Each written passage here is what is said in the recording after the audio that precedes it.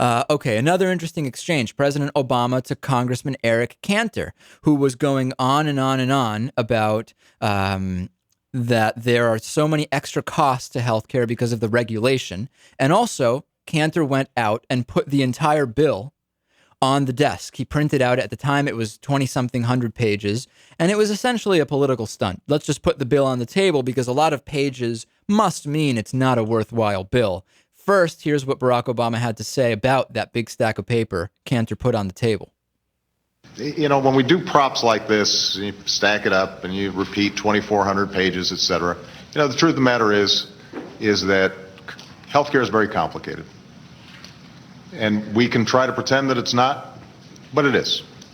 Every single item that we've talked about on the Republican side, if we wanted to exhaustively deal with fraud and abuse, would generate a bunch of pages. So I point that out just because, you know, these are the kind of political things we do that prevent us from actually having a conversation. Okay, and then later on he actually addressed, well, you know, it may be true that if we eliminated all regulation from healthcare, it would be cheaper, but there's more to it. Take a listen.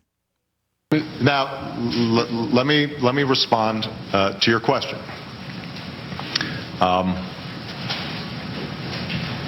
We could set up a system where food was probably cheaper than it is right now if we just eliminated meat inspectors. And we eliminated any regulations in terms of how food's distributed and how it's stored. I'll bet in terms of drug prices, we would definitely reduce prescription drug prices if we didn't have a drug administration that makes sure that we test the drugs so that they don't kill us. But we don't do that.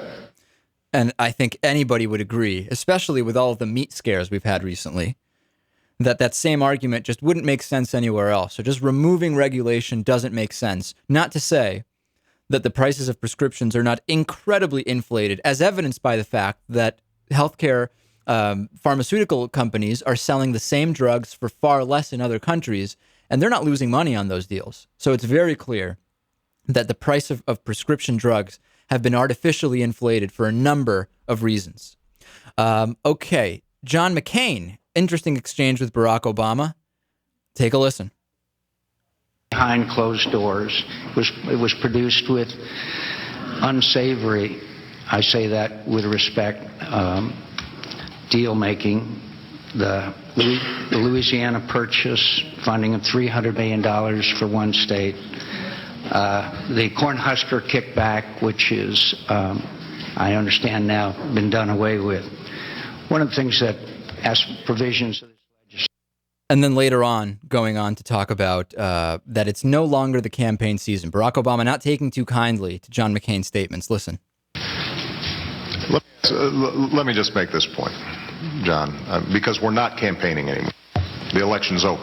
I'm reminded of that every day. So we can spend the remainder of the time with our respective talking points going back and forth. We were supposed to be talking about insurance. Okay, so Barack Obama quickly wrapping that up. You know what? Overall, I don't know how much happened with this. It was interesting to see Barack Obama address some issues, talk to some people face to face. I don't know how much this accomplished. There were a ton of factual issues that came up, and just a lot of stuff that was made up. Lamar Alexander saying 50% of doctors won't see new Medicaid patients. It's actually 28%. Okay. I mean, is that a big deal? Is it not a big deal? I don't know. Senator Tom Coburn saying the government is responsible for 60% of U.S. health spending. Well, it includes a lot of weird charitable contributions and a lot of questionable items. It's probably more like 45%.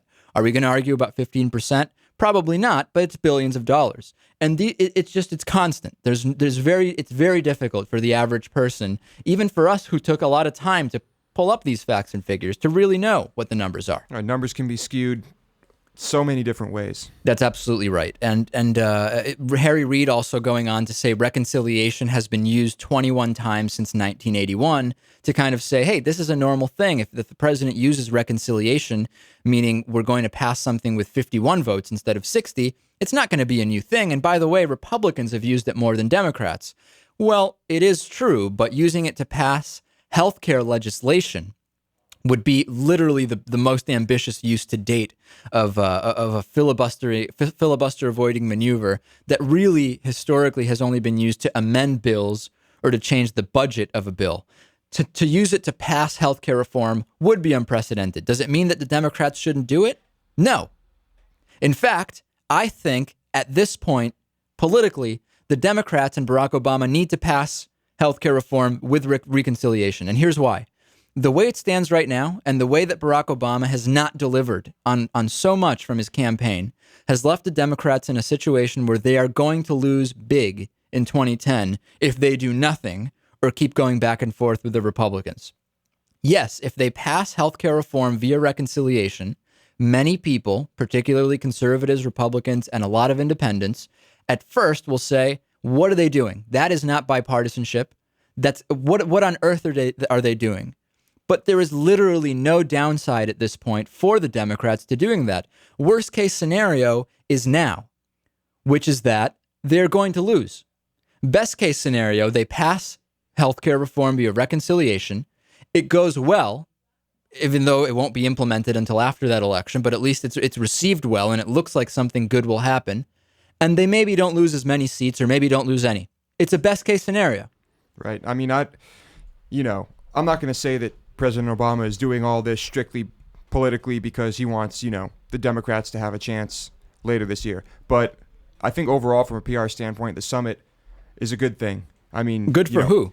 For Obama, for the administration. I mean, people want healthcare reform. It seems like he's a bit more animated and passionate about it now, and it seems that he's trying to push for it.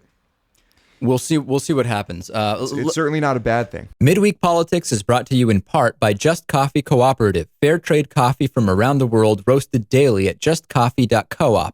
By Jackson and Connor, classically modern men's apparel in Northampton, Massachusetts, on the second floor of Thorne's Marketplace. To find out more about underwriting Midweek Politics, visit midweekpolitics.com.